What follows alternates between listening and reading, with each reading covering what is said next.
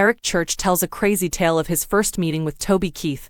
He laid a guy out at my feet. The late Toby Keith had a way of leaving a lasting impression. Eric Church once thought back to when he first got to know Keith, which was naturally in a bar. Church told Country 102.5 about her crazy time meeting Keith at a Nashville bar. One of the bar patrons had been harassing other customers when Church arrived. Keith decided to administer some lawless justice. Church explained, "My first time I met Toby, we both frequented a bar in Printers Alley in Nashville called the Fiddle and Steel Guitar Bar. And I remember walking in my first time and apparently some of the patrons had been harassing a bartender behind the bar, and as I walked in, Toby had taken the guy harassing the patrons and had drug him by his shirt collar all the way down the bar." Church took the opportunity to introduce himself to Keith. He said, "And as I walked in the door, the guy dropped in front of me, and I look up and there's Toby Keith, and I kinda stuck out my hand and said, 'Hi.'" Church immortalized Keith as someone who always lived by the beat of his own drum. The singer said he thinks of that story when he remembers Keith. Keith was larger than life in a lot of ways. He said, "Toby was always a guy that did things his own way, and I think of that. I think of that fondly now when I think of him. We got to be friends later and toured with him, but that's how I met him. He laid a guy out at my feet at the Fiddle and Steel."